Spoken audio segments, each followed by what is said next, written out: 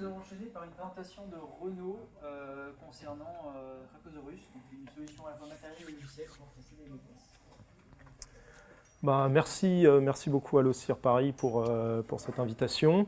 L'idée, ça va être de parler de Cracosaurus, certes, mais aussi beaucoup de cassage de mots de passe, voir un peu où est-ce qu'on en est aujourd'hui, qu'est-ce qu'on peut proposer comme solution pour casser ça de façon efficace et, entre guillemets, professionnelle. Donc voilà, je vais vous présenter, je vais faire quelques petits rappels théoriques sur le cassage de mots de passe, quelles sont les principales techniques utilisées, pourquoi casser des mots de passe, comment y arriver aujourd'hui, les problèmes qu'on rencontre. Je vais vous présenter un outil qu'on a développé de notre côté et qui nous sert dans les pentests principalement pour avancer dans nos intrusions. Et puis on va un peu parler fonctionnalités logicielles, quelles sont les fonctionnalités qu'on a déployées qui nous ont intéressés et qui nous semblent intéressants quand on veut avancer et pas trop perdre de temps sur cette phase de cassage de mots de passe. Et puis aussi un peu de hardware sur la partie en hardware, parce que c'est des fois aussi là qu'on galère pour avoir un casseur de mots de passe efficace. Petite parenthèse publicitaire quand même sur Synactive. Donc voilà, on est une société d'expertise qui a été créée en avril 2012. Deux associés, on est des anciens d'HSC où on a appris beaucoup de choses. On a fait la plupart de notre carrière dans l'audit de sécurité, le test d'intrusion. Donc on a monté une société qui fait quasiment exclusivement ça. Donc test d'intrusion, audit de code, reverse engineering et un peu de formation sur ces sujets, de la vente de solutions autour de ces choses-là.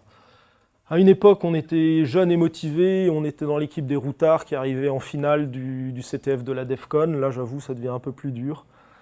Soit c'est les jeunes qui sont meilleurs, soit c'est nous qui devenons moins bons. Enfin, il y a un mélange, je pense, un peu des deux. Mais voilà, historiquement, on n'était pas trop mauvais dans ce domaine. Non, ayant une fille et la deuxième qui arrive, voilà, je pense que tu as mis le doigt exactement sur la raison du problème. Mais si tu peux couper ce passage au cas où ma femme regarde l'enregistrement. Voilà, donc on bosse. L'objectif, c'est d'être une référence française en sécurité offensive. Donc voilà, on ne fait que la partie intrusive, audit, évaluation sécurité. On ne fait pas du tout ni la partie réponse à incident, accompagnement, forensique, etc. Sur ces choses-là, on travaille avec des boîtes fantastiques qu'on peut vous conseiller. Par contre, dès qu'il s'agit de casser quelque chose ou d'évaluer quelque chose, même selon des méthodologies un peu standardisées, type Argel ou CSPN, on peut vous aider. Alors, le cassage de mots de passe, pourquoi, comment ? Qui est-ce qui ici casse régulièrement des mots de passe pour ses besoins ? Juste que j'ai un peu une petite idée. Les pentesters ici, là, tac, tac, tac. Ok.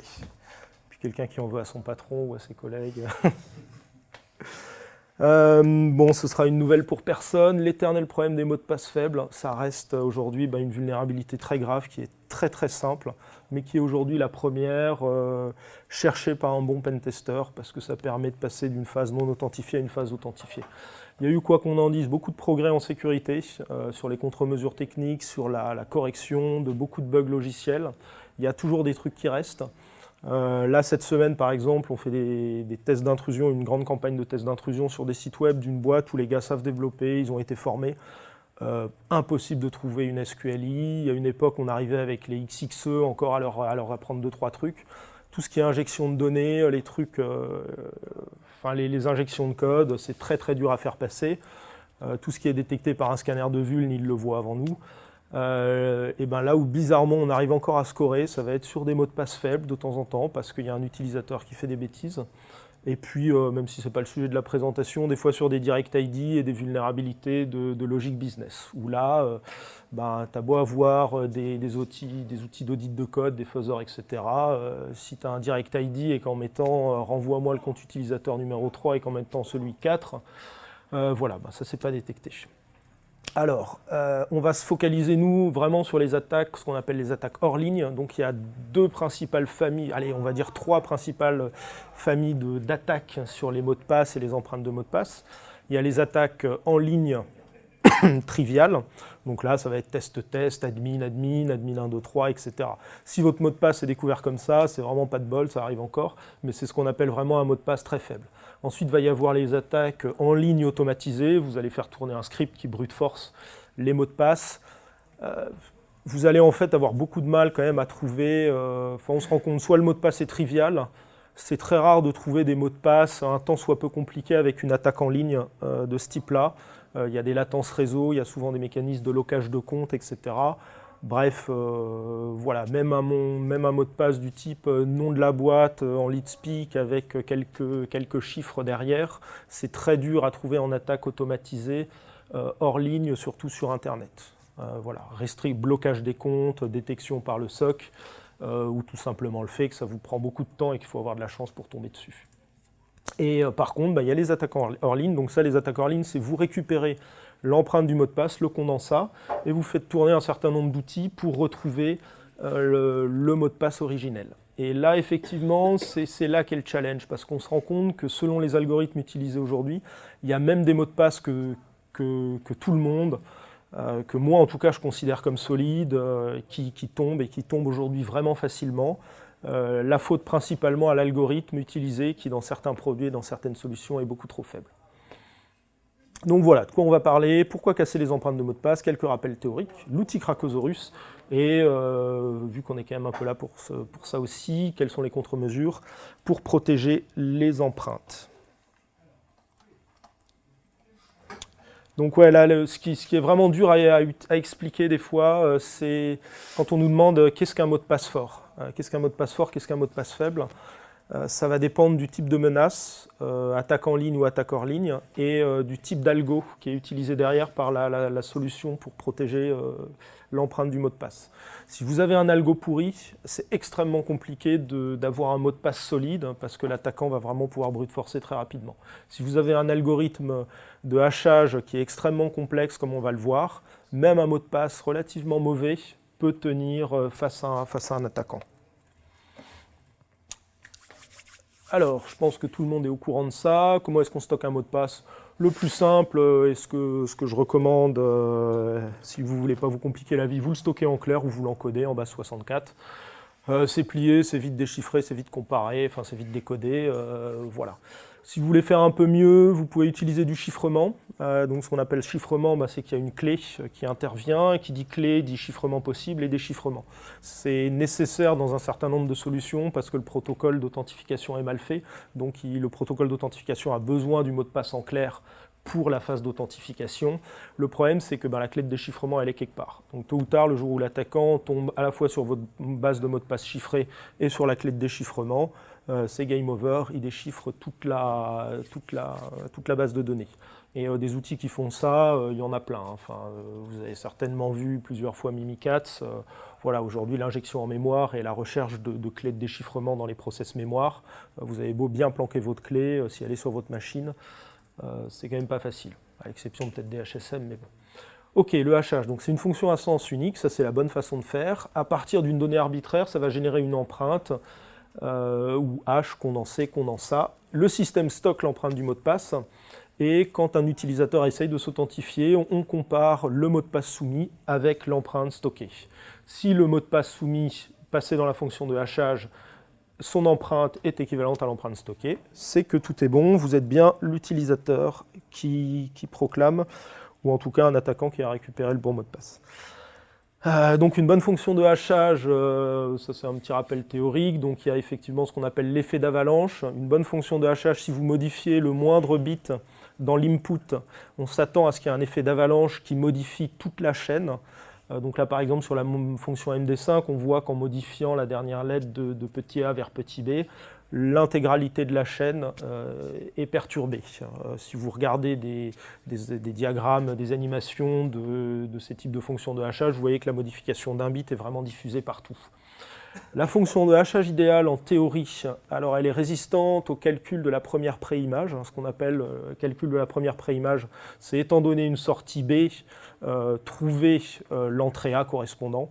Ça c'est indispensable. Si vous avez une fonction de hachage qui quelque part est réversible et qu'en connaissant sa sortie, on arrive à remonter sur l'entrée A, c'est le sketch absolu. Il y a très très peu de fonctions de hachage qui ont été démontrées comme vulnérables au calcul de la première préimage. Résistance au calcul de la seconde préimage, ça c'est complètement secondaire. c'est si on choisit une entrée A, que ça donne une sortie B, c'est essayer effectivement, enfin si une entrée A est donnée, c'est essayer de créer une entrée B qui donne la même empreinte. En pratique, sur du choix d'algorithmes de hachage, on s'en fiche un peu, ce n'est pas une propriété qui est bien intéressante. L'attaquant va très rarement, sur une empreinte donnée, essayer de trouver une préimage qui donne la même empreinte. Et puis résistance aux collisions, ça c'est encore plus... c'est pas quelque chose qui nous intéresse dans le scénario de l'attaque hors ligne. C'est la capacité à créer deux fichiers, enfin deux inputs A et B, qui ont la même image selon la fonction de hachage. Donc par exemple, aujourd'hui, on a une fonction comme MD5 qui est énormément critiquée. C'est pas bien grave si elle sert aujourd'hui de primitive dans une fonction pour stocker du mot de passe. Parce que la plupart des critiques qui sont faites sur certaines fonctions de hachage, c'est de la possibilité de créer des collisions, donc de créer deux contenus qui ont le même résultat. Mais vous, quand vous avez une base de mots de passe exportée, ce que vous voulez, c'est vraiment retrouver le vrai mot de passe, pas juste essayer de créer des collisions. Ce qui, par contre, remet souvent en cause les fonctions de hachage, comme contrôle d'intégrité, signature de documents, etc. Alors, pendant très longtemps, on a aussi dit que, et d'ailleurs c'est toujours le cas, la fonction de hachage idéale, elle doit être rapide. On a des contraintes, il faut que ça dépote, on peut avoir des processeurs un peu limités, de l'embarquer, etc. Les fonctions de hachage, par exemple, comme MD5 et même SHA-1, SHA-256, SHA-512, elles ont avant tout été faites pour être rapides. Donc ça veut dire qu'on a le moins possible de calculs pour les meilleures résistances, effets d'avalanche, etc. possibles. Nous, ça va nous poser un gros problème en tant que défenseur, quand on cherche à se protéger, parce que ce que va faire l'attaquant, comme vous le savez, il va prendre plein de mots de passe candidats et il va tester un à un toutes les possibilités, tous les mots du dictionnaire, des dérivations, etc. Donc aujourd'hui, on a plein de fonctions de hachage qui ont été conçues pour tout sauf pour stocker des mots de passe, parce qu'elles sont rapides. Et c'est cette rapidité qu'on va mettre à profit pour péter du mot de passe. Donc la fonction de hachage idéale pour les mots de passe, elle va avoir une propriété supplémentaire, elle va être super lente, elle va être pénible, quoi. Il faut beaucoup de CPU, ils ont en plus créé des variantes où non seulement il faut beaucoup de CPU, en plus il faut beaucoup de RAM. Ça rend plus compliqué la création d'ASIC, de FPGA dédiés pour le cassage d'un algo donné. Bref, voilà. Et on estime que sur un système d'entreprise, voilà, il n'y a pas non plus 100 000 tentatives d'authentification par seconde. L'overhead CPU et RAM est convenable. Les meilleures fonctions permettant bien sûr de tweaker tout ça. Bon, pourquoi casser les empreintes ? Il y a principalement pourquoi casser des empreintes solides ? Aujourd'hui, si vous êtes dans une optique de faire du test de compliance, que vous voulez juste vérifier que vos utilisateurs n'aient pas de mots de passe triviaux qui soient cassables online, vous prenez un laptop d'aujourd'hui, vous prenez John the Ripper, vous passez la base, vous repérez ceux qui sont cassés en quelques heures, c'est réglé. Il y a un certain nombre de personnes qui, par contre, ont des besoins de casser même des mots de passe qui sont conformes à la politique de sécurité, qui sont solides. Donc ça va être les pentesters et ça va être principalement ceux qui font de l'enquête forensique. Dans un certain nombre d'intrusions, il faut qu'on avance. L'objectif, on n'est pas juste là effectivement pour lister un certain nombre de vulnérabilités sur le point d'entrée, il faut compromettre le site, compromettre la base de données, passer sur le panel d'admin, compromettre le serveur, rebondir sur les DMZ, puis sur le réseau interne. Et on a plein de cas où en fait ce qui nous empêche, le next step, ça va être une empreinte de mot de passe qu'on a réussi à dumper. Si on a ce mot de passe, on va gagner, on va avancer. Si on n'a pas ce mot de passe, on est bloqué. D'où l'idée de réfléchir très sérieusement à ce problème. Donc ça va être tout ce qui est par exemple accéder à des fonctions d'administration dans les applications web, donc suite à une injection SQL dans une commande qui permet que de faire du select. Compromettre tous les systèmes sur lesquels le même mot de passe est réutilisé. À une époque, ça se voyait beaucoup, réutilisation du compte administrateur Windows local, qui permettait, sur la compromission d'un serveur, de compromettre en cascade l'ensemble. Bien entendu, les environnements Active Directory ont bien d'autres problèmes, mais c'en était un. Des fois, on trouve des fichiers de backup qui contiennent les empreintes. C'est super, le fichier de backup, on a beau le modifier, il ne va rien se passer sur la prod. Par contre, si les mots de passe sont toujours valables et qu'on arrive à les casser, on avance. on va avoir un certain nombre de cas où on arrive à intercepter une empreinte, un challenge response sur le réseau. Ça ne nous permet pas réellement d'avancer plus. Par contre, si on arrive à casser l'authentification, par exemple, là, on pense à des outils comme Responder qui font du spoofing sur un certain nombre de protocoles Windows, NetBIOS, WPAD, LLMNR. C'est en cassant le challenge response que vous allez récupérer l'empreinte du mot de passe. Et puis, bon, ça on en fait très peu, mais visiblement ça intéresse un certain nombre de gens, c'est dans les enquêtes forensiques. Apparemment, il y a des enquêtes forensiques où les gens sont quand même relativement malins, ce qui est sensible, ils le mettent dans un document Office, protégé par mot de passe, ou dans une archive chiffrée. La problématique aujourd'hui, c'est les chiffrements récents Microsoft Office sont extrêmement solides. C'est très fastidieux à brute forcer sur les versions récentes d'Office, ils ont quand même compris le truc depuis le nombre d'années où ils se font taper dessus pour ça. Et les archives chiffrées, maintenant, 7-zip, sur le format 7Z par exemple, c'est une dérivation avec derrière un chiffrement AES. Voilà, faut de la puissance pour espérer seulement trouver un mot de passe de complexité moyenne. Bien sûr, parfois c'est pas nécessaire, on a encore beaucoup de simples encodages. On a aussi des fois des vulnérabilités de type passe de hash, où ne l'oubliez pas, il y a des fois des applications qui permettent avec la simple empreinte de mot de passe de s'authentifier quand le protocole est mal fait. Tout le monde voit ce que c'est le passe de hash, il n'y a pas de souci là-dessus. Bon, je passe rapidement là-dessus, donc collision, brute force, génération de tables précalculées. Donc on va tout simplement effectivement brute forcer, itérer.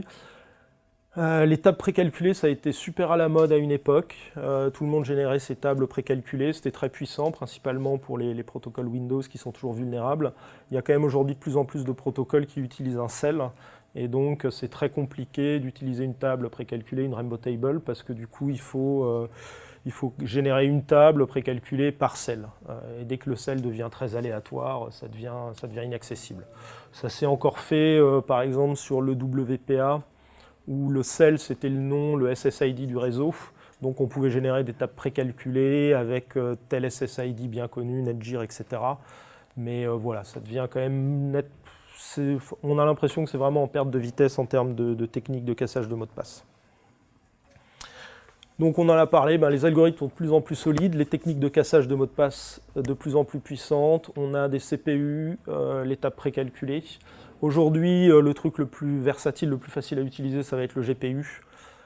C'est relativement simple à mettre en œuvre, ça devient de plus en plus puissant, ça peut être stacké dans du matériel facile à acheter. Et puis ouais, ça dépote bien. Les GPU ont un certain nombre de caractéristiques vis-à-vis de leur architecture qui permet de faire du calcul massivement parallèle et à très haute. Et pour peu que l'algorithme de cassage soit adapté pour tourner sur GPU, ça reste très puissant. Et puis pour les courageux, il y a soit du FPGA, soit de la ZIC. Mais bon là, ça demande de l'effort et puis souvent un truc algorithme par algorithme. Et puis bien sûr, on peut scaler, faire du multinode, du cloud. On avait essayé à une époque, on avait fait quelques tests de provisioning dynamique d'instances Amazon, mais on trouvait ça cher, pas si rapide que ça. Je ne sais pas si quelqu'un a essayé. C'était bien ou pas en termes de résultats. Ouais. Les cartes graphiques n'étaient pas... C'était des Tesla, ouais. Tesla qui n'étaient pas idéales pour le cassage de mots de passe. Voilà. Marchaient mieux, quoi. Ouais, voilà, donc c'est vrai qu'à un moment on s'était dit ça peut marcher. Aujourd'hui, ouais, faire du cassage de mots de passe sur Amazon, c'est, outre les aspects confidentialité, c'est cher et en fait c'est pas très puissant, quoi. Vous achetez 8 cartes graphiques, vous les mettez chez vous, vous avez un grand nombre de bécanes Amazon derrière, quoi. Et on a regardé aussi les providers type Outscale, etc. La plupart sont malins, si vous faites tourner les cartes à fond, ils vous facturent à votre juste valeur. Voilà. Il n'y a pas de fournisseur au niveau blockchain, Bitcoin, des trucs comme ça, qui utilisent ça pour du minage et qui fait un peu... Ah ouais,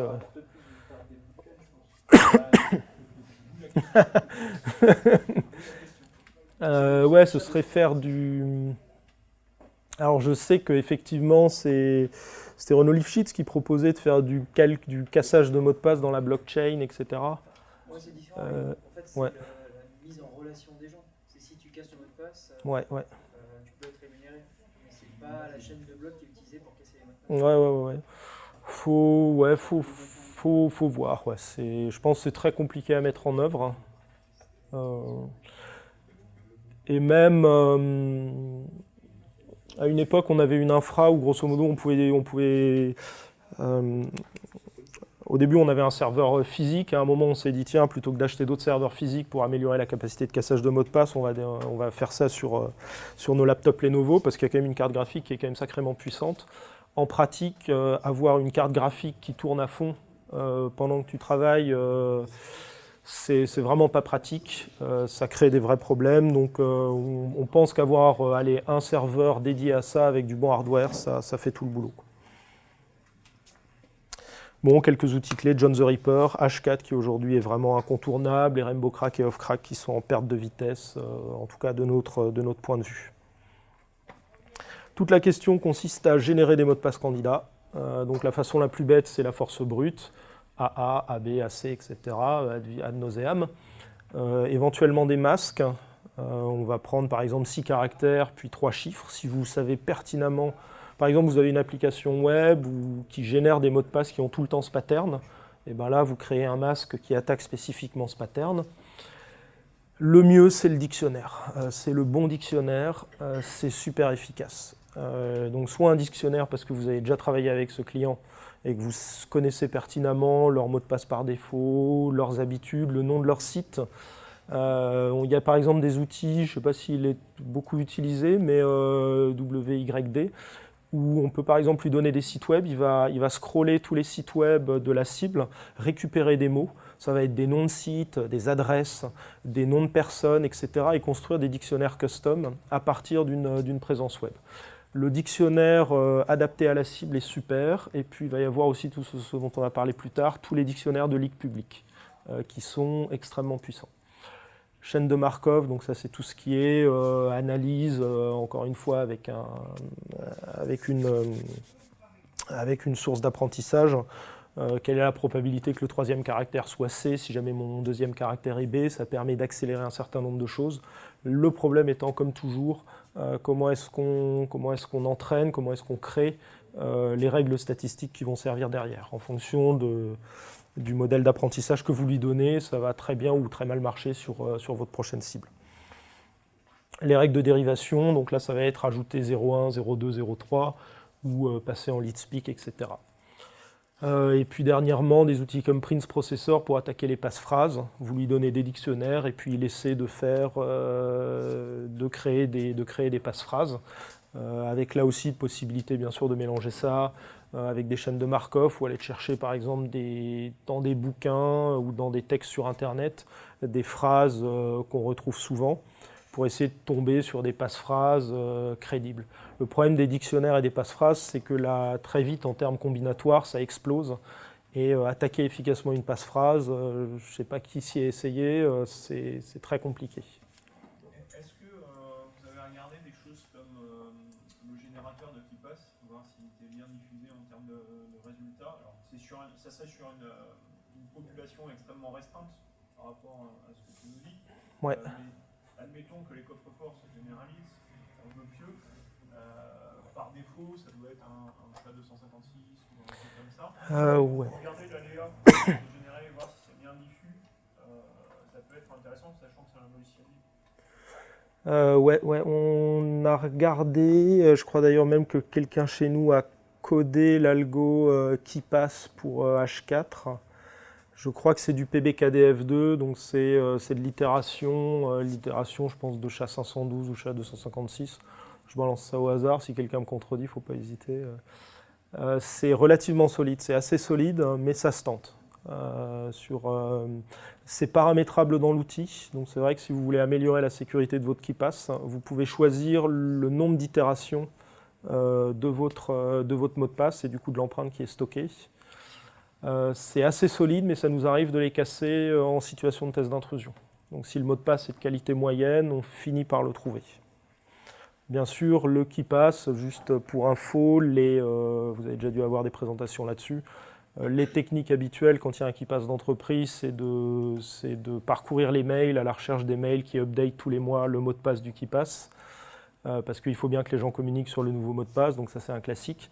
Et surtout l'injection en mémoire dans le process KeePass, qui permet soit de dumper en clair les différents mots de passe, soit de dumper le mot de passe à partir d'un poste administrateur qui est compromis, mais qui a sa base KeePass ouverte. Et plus simple encore pour KeePass, il y a une option, si vous modifiez le fichier de configuration KeePass sur un poste que vous avez compromis, vous pouvez indiquer au prochain démarrage de KeePass, fais-moi un backup automatique en clair de tous les mots de passe stockés. Ce qui évite l'injection en mémoire qui peut être détectée et qui, voilà, dès que la personne, vous killez le process de l'administrateur, il redémarre son KeePass, il rentre son mot de passe, et en ayant modifié le fichier de conf, ça vous fait un dump en clair de tous les mots de passe derrière, que vous récupérez discrètement, que vous effacez, et puis ensuite, généralement, c'est le win. Ok, Cracosaurus. Bon, concrètement, si vous voulez vous monter votre petite infra de mot de passe, de cassage de mot de passe, on a eu plusieurs itérations, on a échoué un certain nombre de fois. Les échecs logiciels, à la limite, c'est pas trop grave parce qu'on itère, on finit par l'améliorer, etc. On est parti des fois sur des archimatériels qui ne tenaient pas la charge. Premières erreurs, on avait une tour, on a essayé le refroidissement à eau. En fait, c'est galère. Enfin, les gars qui en parlent sur Internet et qui disent c'est cool tout ça, ils sont chez eux, ils s'en servent 2 semaines et puis voilà. Le problème du refroidissement à eau, c'est que c'est compliqué à mettre en place. Il n'y a vraiment pas de setup classique, donc il faut vraiment scier, brancher, scotcher, éventuellement souder si vous êtes des grands malades. Le problème, c'est qu'il y a des très fortes variations de température sur un casseur de mot de passe, donc la température va augmenter quand vous le lancez, baisser, etc. Il y a du jeu qui se crée dans tous les joints. Bref, une fois par an, vous avez au moins un circuit qui pète et la machine qui disjoncte, quoi. Et encore une fois par an, on a eu du bol. Et puis, vous avez du mal à scaler. Au début, on achète un serveur, on met une carte dedans pour tester. Ça marche bien, on veut en rajouter une deuxième, il faut refaire tout le circuit. Ceux qui vont déjà jouer avec ça, il faut mettre de la limaille d'argent, je crois, pour éviter les algues. Faut changer régulièrement le circuit. C'est quoi la solution qu'il faut mettre? Ou de l'eau de Javel Ouais, enfin bon, les mecs ont joué à ça pendant... Et puis, de temps en temps, t'arrivais le lundi matin avec une flaque d'eau et tout. Voilà, super. Bref, tout ce qui est refroidissement à eau, ça nous a pas satisfait, ça a fait le boulot, mais ça demandait trop d'entretien. Faut refaire régulièrement les circuits, etc. Tiens, puisque je suis parti sur l'aspect hardware, la technique en fait, donc ça c'est aujourd'hui un exemple hardware sur Cracosaurus, ça va être de créer vraiment refroidissement à air, et vous créez en fait un aspirateur, un maximum de ventilos qui aspirent depuis l'avant, qui balance tout, des cartes graphiques qui sont connues pour supporter, pour pas trop chauffer, pour être assez optimal là-dessus. Et vous créez comme ça un circuit d'air permanent avec plusieurs ventilos bien puissants, qui d'ailleurs sont là. Et honnêtement, ça passe très bien. Alors, vous vous rendrez assez rapidement compte que bien sûr, le problème du refroidissement, c'est un problème qui est transitif. Vous pouvez très bien refroidir la machine. Ça va chauffer le local, donc après il faut refroidir le local, soit avec une bonne clim, mais bon, tous ceux qui gèrent des data centers savent ça bien mieux que moi, mais ça chauffe quand même pas mal. Hein, et nous, ça a été la principale lutte. C'était au début dans une petite armoire informatique, mais qui du coup surchauffait trop. Quand on a trouvé un moyen de refroidir l'armoire informatique, c'était le local qui chauffait trop, donc il fallait ouvrir la fenêtre dès qu'on l'a lancé. Et puis à un moment, on a mis une clim. Enfin, c'est un vrai problème. Pourquoi tu ne mets pas dans un centre de données? C'est très bonne question, excellente question. On a essayé de la mettre dans un centre de données. On se dit, ok, on chiffre les disques, etc. On harden le truc. Si jamais quelqu'un débranche pour extraire les données, tout est chiffré, tout ça. En fait, le modèle de pricing, en tout cas tel qu'on l'a trouvé chez Outscale, OVH, Gandhi, etc., ils facturent, ils sont très malins, ils voient le truc venir. Ils facturent aussi il y a un ampérage maximum par B. Donc, tu crois que tu vas miner du Bitcoin? En tout cas, grosso modo, pour mettre une machine comme ça, ils te facturent la réservation de toute la baie parce que comme les arrivées électriques sont limitées et que ça consomme quand même pas mal d'électricité, tu es sur un modèle de facturation qui est très agressif. Donc il faut vraiment louer tout un étage ou tout un demi-étage. Et on a trouvé que dans les data centers, c'était quand même assez payant, quoi. C'était ma question. Ouais. On en parle après en termes de consommation électrique. Ça a été optimisé, je ne sais pas où est-ce qu'on en était. Je crois que ça c'est les deux Alim, 3200 watts. En pratique, je crois qu'on est à 2000 watts en fonctionnement. Donc ce qui est honnêtement pas trop délirant. Il faut la mettre dans une salle à part avec de la clim et tout. Ça dépend, ouais. Il faudrait un supplément de facturation au client pour chaque mot de passe trouvé. Alors. Ouais. Mais c'est aussi, par exemple, qui rend assez compliqué la création d'une offre en mode SaaS sur ce type de truc. C'est comme ça consomme quand même beaucoup de ressources et beaucoup de courant, c'est loin d'être trivial. Et moi, par exemple, moi, le Bitcoin, c'est pas du tout mon truc. Je suis le truc de loin, à la fois amusé et aigri, mais bon. La plupart des gens que je connaisse qui minent du Bitcoin, ils se débrouillent pour pas payer l'électricité quand ils le font, quoi. Enfin, je veux dire, bon, aujourd'hui, je pense qu'avec le prix, si tu dis que c'est 2500 € l'année, ça doit passer encore, mais c'était pas toujours le cas, quoi. Ouais. Sinon, j'en connaissais un dont la femme travaillait chez EDF et qui, du coup, avait une réduction sur sa facture d'électricité à ce titre-là. J'ai mis la tête de Jean-Christophe juste pour l'embêter. Bon, ça vous fait des belles commandes de cartes graphiques. Truc non négligeable, c'est des fois l'approvisionnement en cartes graphiques quand vous voulez commencer à en faire. C'est sur les sites grand public, vous en appelez un, il en a que 4 en stock alors qu'il vous en faut 8. Il faut essayer de prendre quand même des cartes graphiques qui soient similaires dans une même installation. Voilà, l'approvisionnement peut être assez compliqué. Alors, toujours sur Ouais. les cartes graphiques, pardon, je dérive un peu de Cracosaurus, mais de manière un peu parallèle, Google avait fait des statistiques sur le pétage de liste en fonction sur les disques durs qui sont VHS, en fonction des numéros de série, etc. Est-ce que vous Ah ouais. vous amusez à faire quelque chose comme ça avec vos cartes graphiques? On a fait, on a des vieilles Nvidia, il y en a une des deux qui a pété. Je me souviens plus ce que c'était, mais c'était je pourrais te redonner le modèle, le premier truc, elle chauffait trop. Donc non seulement ça a downclocké en cours de cassage, ce qui était pénible pour tout le monde. Aujourd'hui, on est passé sur des GTX 1080 Ti, c'est pas la dernière génération, je crois qu'il y a la 2080 qui va sortir, mais laissez les gens les tester et essuyer les plâtres avec.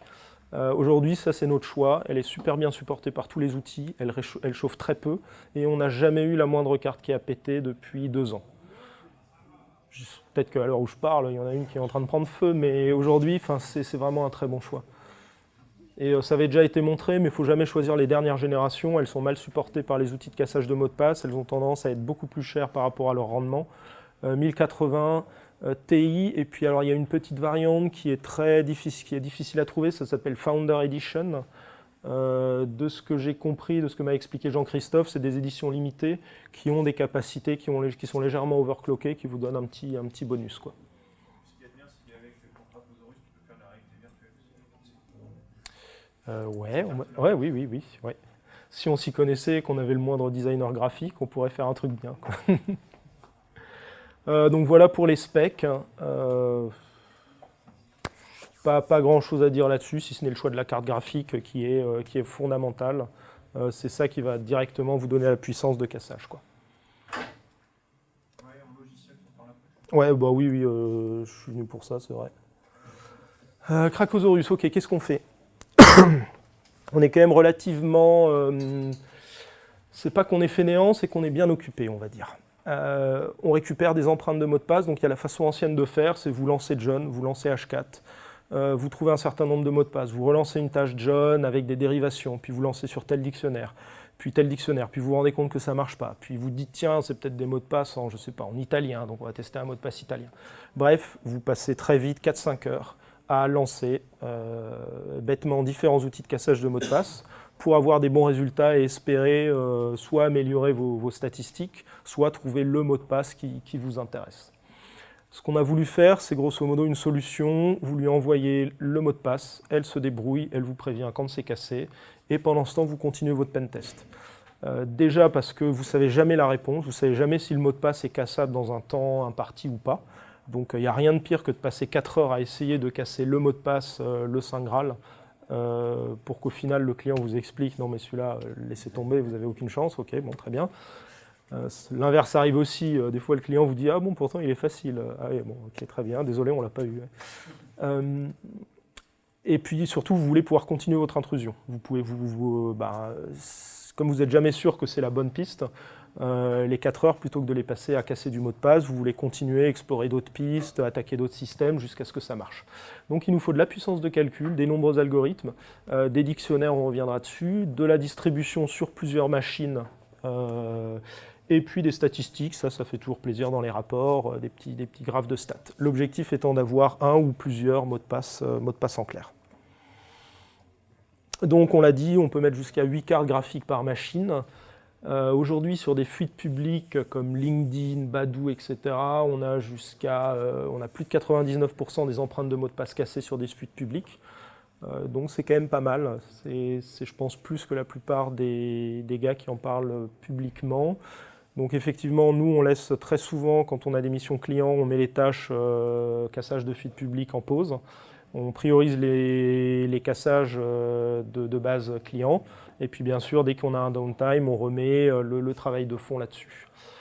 Casser les fuites publiques, c'est super intéressant aussi. Vous connaissez le site Have I Been Pwned, etc. Vous rentrez une adresse email, ça vous dit si vous avez été compromis et dans quel site ou pas. Ce qu'on a fait, c'est qu'on a une base de données en interne où on a à peu près l'équivalent, mais on a le mot de passe en clair quand il a été cassé. Ce qui nous permet, dans un certain nombre de pentests, de démarrer en trichant un peu. Vu qu'on démarre, on cherche le nom de la société, le nom de domaine de la société ou des employés qui travaillent pour la société. On a déjà des mots de passe qui ont fuité dans du LinkedIn, dans tous les leaks publics. Dans plein de cas, le mot de passe n'est pas réutilisé ou a été changé, etc. Mais dès que vous êtes dans une société un peu grande, vous tombez quand même tôt ou tard sur quelqu'un qui réutilise un pattern de mot de passe ou qui le réutilise quelque part. Termes de spec, bon, ça dépend bien sûr de l'algo, mais sur Windows aujourd'hui, c'est 300 milliards de mots de passe par seconde. Donc typiquement là, c'est sur ce type d'algo faible, même des mots de passe extrêmement solides, on trouve des trucs des fois de l'espace, des mots de passe où on se dit comment est-ce qu'il a fait pour trouver. Sachant que bien sûr pour trouver la force brute va très mal marcher, la clé c'est d'avoir des bons dictionnaires et des dérivations intéressantes. Donc ça va être faire des dérivations probables à partir de mots de passe que vous avez déjà cassés. Et ce que fait notamment Cracosaurus automatiquement, et ce que vous pouvez faire aussi manuellement quand vous cassez des mots de passe, c'est dès que vous cassez une liste de mots de passe pour une entité donnée, pour un groupe de personnes données, vous les réinjectez et vous faites des dérivations dessus. Ça c'est un truc qui marche super bien. On se rend compte que quand dans une société quelqu'un a tendance à utiliser ce type de mots, ce type de mot de passe, etc., on casse ce mot de passe, on le trouve, on le réinjecte en candidat avec un filtre de dérivation et on en retrouve plein d'autres. Et on fait ça et on itère jusqu'à ce qu'on ne trouve plus rien. Donc réinjection de tous les mots de passe cassés dans une nouvelle tâche de cassage de mots de passe jusqu'à ce que la source entre guillemets s'épuise.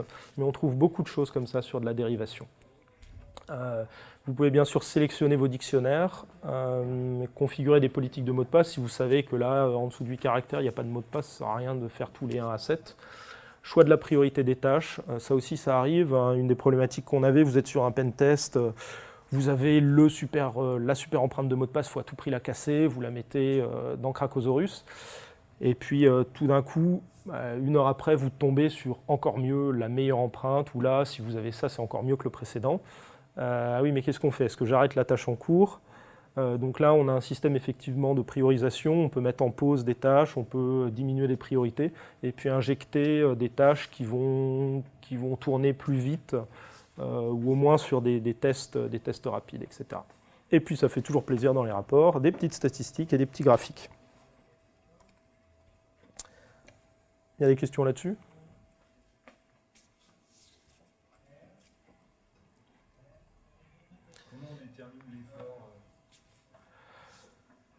C'est une bonne question. Ouais. Nous, on a une fenêtre qui nous donne l'évolution, un espèce de petit graphe, avec l'évolution des mots de passe cassés avec le temps. Donc on a vraiment la courbe dégressive, ça doit avoir un nom scientifique là, gaussienne. Et au bout d'un moment, quand on voit qu'on est vraiment, ça descend et qu'on commence à galérer, quand au bout d'un moment avec cette courbe, on voit qu'il y a un mot de passe qui tombe toutes les heures et qu'il en reste 1000 à casser, on se dit bon ok, là on est dans le dur, on arrête peut-être. Vous n'avez pas fait de statistiques là-dessus sur toutes les campagnes que vous avez faites pour savoir à peu près quel serait le point optimal d'arrêt? Ça va beaucoup dépendre de l'algorithme, de la population, de tout ça, mais on pourrait faire des stats, on les a pas fait. Ouais, ouais. La question. Chaque algorithme a sa spécificité, mais si vous voulez, on peut en faire quelques-uns. Je pourrais vous en montrer quelques-uns pour vous expliquer ce qui est pourri, ce qui est bien, quoi. Toutes les empreintes classiques Windows, NT, LM, etc., c'est une catastrophe. Voilà, enfin, ce qui est bien, c'est du PBKDF2, le chiffrement des documents Office, WPA, la PSK WPA, quand elle transite en sans fil, elle est quand même relativement difficile à casser. Ouais, il faut faire du cas par cas, quoi. En termes de logiciel, sans rentrer dans les secrets industriels, Ouais. il y a sûrement du Linux. Ouais, c'est une Debian. Optimisé pour la multi-speaker. Alors là-dessus, c'est vrai, là-dessus, ah oui, il faut bien comprendre, effectivement, on n'a pas réinventé la roue. Nous, c'est un front-end à John the Ripper et Hashcat. Grosso modo, c'est un ordonnanceur de tâches. J'en vois qui sont déçus et tout, ah zut, et tout, ils n'ont pas recréé le truc. C'est un ordonnanceur qui va envoyer des tâches intelligemment à John the Ripper et à H4, suivre l'évolution de ces tâches, on va le voir, je vais faire une petite démo, killer les tâches qui partent, qui n'avancent à rien, en relancer d'autres, etc. Donc c'est vrai que toute la partie optimisation, ordonnancement sur les GPU, à la fois Cracosaurus donne les instructions aux différents softs pour éviter de consommer tous les GPU, etc. Mais là-dessus, on utilise les fonctionnalités des outils. On est tout bêtement un front-end et un gestionnaire de tâches de cassage de mots de passe. Pourquoi deux outils différents? Je crois que tu sélectionnes l'un ou l'autre. H4 John a des avantages, enfin ils ont des avantages respectifs qui sont pas les mêmes, notamment en termes de support d'algorithmes. John supporte énormément d'algorithmes de hachage. H4 à une époque en supportait moins, maintenant là ça progresse quand même bien. Il y a des fois il y a des choses qu'on peut faire avec John qui vont pas forcément être pratiques à faire avec H4. On essaie un peu de prendre les deux outils en fonction des besoins. C'est pas le même jeu de données sur les deux outils en même temps? C'est le même jeu de données sur les deux outils en même temps. En fait, on va créer on va ordonnancer plusieurs tâches. Par exemple, on va se dire, tiens, je vais d'abord lancer John en mode -si single là, pour faire du cassage facile. Une fois que ça c'est fini, ou mieux, je vais lancer John en mode single. Notamment John, lui, même si maintenant ils ont pas mal de modules qui passent finalement sur les CPU. À une époque, John faisait surtout du CPU. Donc l'idée c'était de lancer John à fond sur les CPU et H4 qui fait que du GPU, lancer H4 sur le GPU. Donc on a H4 qui fait tourner les GPU, John qui occupe quand même les CPU. Parce qu'il ne faut pas oublier quand même que même si on parle GPU, les CPU dans des machines comme ça, ils ne sont pas négligeables non plus. Enfin, ils peuvent filer un coup de main, quoi. Donc on utilisait aussi ça comme ça. Il y a par exemple John qui sur certains algorithmes va être un peu plus rapide que l'implémentation H4 et inversement il y a des fois H4 qui est plus rapide sur certaines implèmes. Vu que la façon dont est codé l'outil, le module de cassage pour un algorithme donné va énormément changer son efficacité.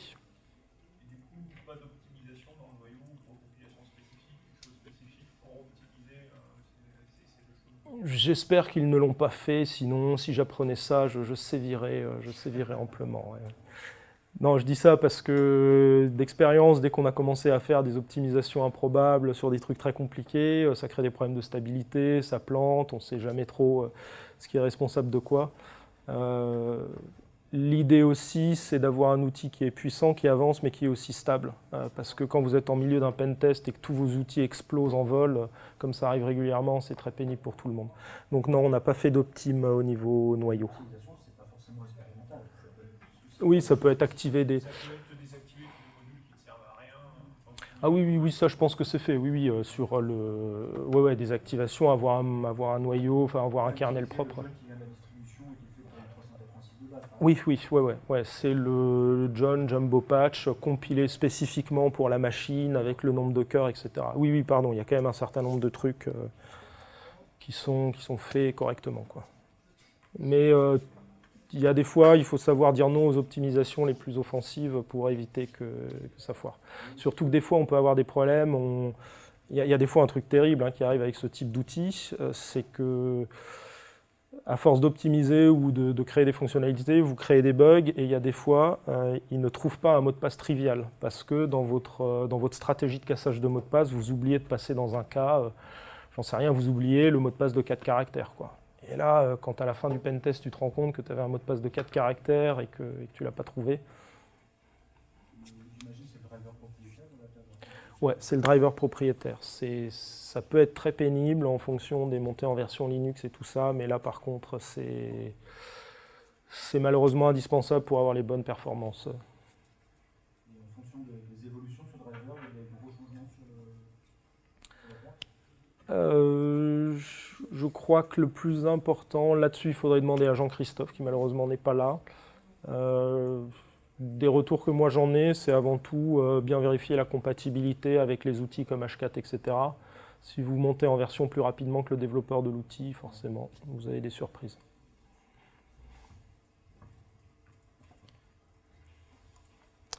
Hop. Donc voilà, ben ouais, justement, je disais, on supporte donc John H4. On peut ajouter des nouveaux formats. Donc il y a les formats dynamiques sur John. On peut éventuellement faire des développements sur mesure. Ça prend un peu de temps, mais ça peut le valoir. On l'a fait sur certains algos. L'importance des dictionnaires. Si vous êtes dans le pentest, créer, consolider vos dictionnaires, c'est des super assets pour le cassage de mots de passe. On a régulièrement des benchmarks où je sais pas, on a des gens qui lancent des tâches de cassage avec des dictionnaires auxquels ils ont bien réfléchi, qui sont bien choisis sur un laptop comme ça. Et on compare en force brute sur une machine comme Cracosaurus. Avec un bon dictionnaire, on peut aller des fois beaucoup plus vite que de la simple puissance. Essayez de vous créer un système de veille sur toutes les fuites publiques. Ça vous fait des très bonnes sources de mots de passe. Et puis voilà, ce dont je parlais, ce qui a vraiment amélioré l'efficacité de l'outil, quand vous faites un cassage sur une large population, dès que vous trouvez un mot de passe, vous le mettez de côté et vous relancez une tâche avec de la dérivation pour en trouver toujours plus sur cette population donnée. Des questions ? Sur les longues worklists, est-ce qu'il n'y a pas des problématiques de performance? Je crois que ça nous est arrivé. En fait, ça occupe la mémoire des cartes graphiques et que du coup, je crois que nous, on les a découpées en mini-listes. Ouais. Ça, je sais pas si vous avez eu Oui, il y a ce problème. Je sais. Clairement, on ne peut pas lancer les 100 gigas d'un coup. Voilà, il y a... Et en plus, des fois, ça peut être assez perturbant parce qu'il ne te le dit pas tout de suite. C'est juste que les perfs sont nuls parce qu'il passe son temps à charger et décharger des word lists. Et là, tu peux des fois te dire qu'est-ce qui se passe. Je vais juste vous montrer un peu à quoi ça ressemble.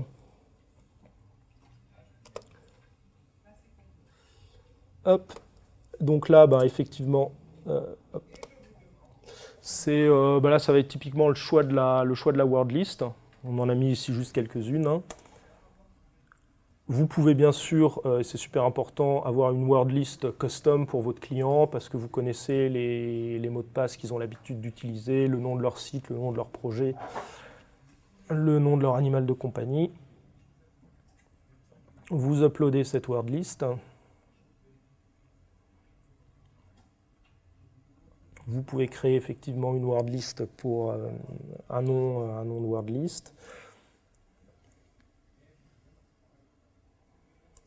Le choix aussi d'avoir une interface web, c'est qu'on voulait, c'est un outil qui est fait pour être utilisé par tous les pentesters de l'équipe. Ça a été c'est comme d'habitude un grand débat. Le problème qu'on a dans plein de boîtes, c'est qu'on a un certain nombre d'outils super puissants et il n'y a que les développeurs de ces outils qui peuvent les utiliser. L'objectif, c'est de dire non, il y a une interface web, quelqu'un qui ne code pas le projet doit pouvoir utiliser l'outil, mais forcément, c'est une partie non négligeable du boulot. Donc là, c'est la définition des stratégies, ici en acte 3, mais vous pouvez en mettre bien sûr beaucoup plus, et il y en a beaucoup plus. Donc là, c'est là où vous définissez de façon itérative les différentes tâches qui vont être lancées. Par défaut, bien sûr, il va vous proposer des stratégies classiques, mais si jamais vous savez exactement ce que vous faites, vous pouvez définir, on va d'abord commencer par tel type de cassage de mot de passe, etc. Là, ici, vous uploadez vos hashes, donc vous choisissez les hashes. Vous choisissez le format, ou sinon il le détecte dans un certain nombre de cas tout seul. Vous uploadez. Donc ici, vous avez les différentes tâches possibles. Vous pouvez bien sûr lancer le cassage, en ajouter encore, ou effacer la hash list. Sur les dictionnaires, est-ce que vous faites des ajouts à la loi, type les nouveaux prénoms de l'année qui sont ajoutés? Ouais, ils s'amusent à faire ça, ou alors peut-être chez les nouveaux prénoms, je ne sais pas s'ils les ont fait, mais à beaucoup tweaker les listes. Ce qui bien sûr aussi fait l'objet d'un débat, parce que des fois on passe beaucoup de temps à rajouter 30 entrées à la main. Est-ce que sur des word lists de gigas, est-ce que ça change quelque chose ou pas? Là où vraiment on voit une vraie différence, c'est tout ce qui est spécifique à un client donné. Vous avez de l'autorisation, votre pentester, pour pas que tous les espaces d'un client soient accessibles. C'est une excellente question, ce n'est aujourd'hui pas le cas. C'est une fonctionnalité manquante qui a été demandée d'ailleurs par un client. C'est vrai qu'on a aujourd'hui des clients qui ont une toute petite équipe de pentest de 4-5 personnes où ils se font confiance. Et puis on a des gens qui sont intéressés par le truc et ils nous disent « Ouais, mais moi j'ai l'équipe de forensic qui veut s'en servir, l'équipe de pentest, etc. et je ne peux pas laisser tout le monde accéder à ça. » Et donc aujourd'hui, non, on n'a pas de contrôle d'accès. Donc c'est vrai que le produit a été conçu à l'époque où on était 7-8 dans la boîte. Aujourd'hui, c'est vrai qu'on est un peu plus nombreux. Tôt ou tard, il faudrait peut-être mettre des ACL là-dessus. Ouais. Mais c'est vrai que c'est une très bonne idée de fonctionnalité qu'on n'a pas encore. Donc là, on ajoute une tâche. Le nom, donc ici on peut effectivement mettre des utilisateurs à notifier, le nom. Maximum duration of the task, ça a l'air tout bête, c'est juste pour éviter qu'on ait la craco qui tourne pendant 2 semaines sur une mission qui est finie depuis 1 semaine. Voilà, donc à un moment on a vraiment voulu se dire on s'arrête. Donc par défaut il propose quand même une valeur là qui me semble un peu faible, mais on peut... Ouais. Alors, ouais, soit c'est en fonction de l'endroit où tu as trouvé l'empreinte, et tu dis à l'outil explicitement, ça je sais que c'est du MD5. Soit tu peux laisser l'outil deviner, on a un certain nombre d'heuristiques. Mieux vaut des fois effectivement un peu tester, ou alors tu fais juste un test. Il y a des fois des astuces, par exemple, c'est très difficile de faire la distinction entre MD5 et double MD5. S'il y a 2 passes de MD5, il ne trouvera jamais aucun mot de passe. Alors que donc dans ces cas-là, effectivement, il faut lancer la tâche de cassage, se rendre compte qu'il ne trouve rien. Très vite, tu t'en rends compte. Et se dire, OK, il doit y avoir un problème, et on retente avec autre chose. Sachant que ça, c'est aussi un domaine très intéressant, c'est la recherche de quel est l'algorithme utilisé sur une base d'empreintes inconnue. Tu as une base d'empreintes qui fait 128 bits, c'est pas du MD5, qu'est-ce que c'est? Est-ce que c'est Toto concaténé avec le mot de passe, le username avec le mot de passe concaténé au username, 2 fois MD5, 3 fois MD5, etc. Alors s'il y a des cells, généralement ça se voit dans la base de données, ou alors en préfixe du hash. Donc souvent on a une astuce. Ce qui peut être pénible par contre, c'est quand on a un cell qui par exemple va être fixe dans l'application et que le cell est ajouté au niveau applicatif. Par exemple, ils te mettent effectivement une valeur, une chaîne de caractères arbitraire, et ensuite le mot de passe de l'utilisateur, il passe tout ça dans MD5.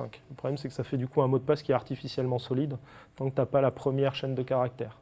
Donc là, il faut effectivement réussir à comprendre et à trouver ce qui se passe.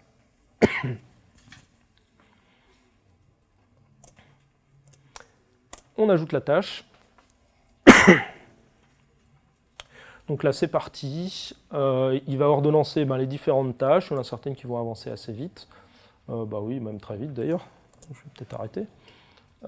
Et puis voilà, ici, là, bon, c'est pour pas vous faire patienter. On va avancer et puis on lui demande le résultat. Forcément, c'est des mots de passe très simples. Il les a trouvés.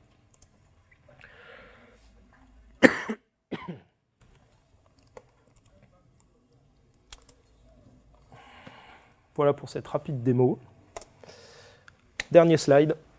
Protéger les empreintes. Donc comment est-ce qu'on se protège ? Bien sûr, corriger toutes les vulnérabilités qui permettent de retrouver une empreinte de mot de passe. Partir du principe qu'une empreinte de mot de passe, c'est mieux que le mot de passe en clair, mais ce n'est pas non plus 100% bulletproof. Donc protéger vos empreintes de mot de passe. Empêcher les accès privilégiés sur les machines. Qui dit accès privilégié dit accès total au file system, à la mémoire. Votre pire problème, ce sera probablement Mimikatz qui ira trouver des mots de passe en clair en mémoire, mais il y en aura aussi plein sur le disque. Chiffrer les disques, si jamais quelqu'un retire le disque de votre B et dump les empreintes de mots de passe, si votre disque est chiffré, généralement les dérivations sur des volumes chiffrés sont très robustes contre le cassage de mots de passe. Attention à vos fichiers de sauvegarde. Ne pas réutiliser le même mot de passe. Ce qui peut bien énerver un attaquant, c'est vous avez un mot de passe pour chaque environnement, il va réussir à casser plein de mots de passe, mais il ne pourra pas le réutiliser.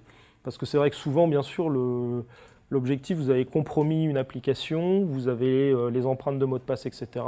Là où ça va vous intéresser, vu que l'application est déjà compromise, c'est quand il y a de la réutilisation de mots de passe d'environnement à environnement. Définir une politique de mot de passe solide, sachant que bien sûr, le mot solide est sujet ici à interprétation. Solide pour qui, contre quoi, pour quel type de population. Des passe-phrases. Changement régulier, non pas, je dirais, contre le cassage de mots de passe, mais surtout en cas d'indiscrétion. C'est plutôt le jour où vous le passez à un collègue, etc. Donc, avoir quand même un système où on n'est pas fan des changements de mots de passe trop réguliers, mais je dirais quand même tous les ans, tous les 6 mois, qu'il y a un certain nombre de mots de passe que vous changiez par hygiène pour qu'au cas où à un moment il y ait quelqu'un qui en ait eu connaissance, vous ne soyez pas pris au dépourvu. Et pourquoi pas faire auditer régulièrement vos empreintes. Et très bien aussi l'authentification de facteurs sur ces points-là. Je crois que je suis arrivé au bout de mon temps. Merci à vous, merci pour votre attention.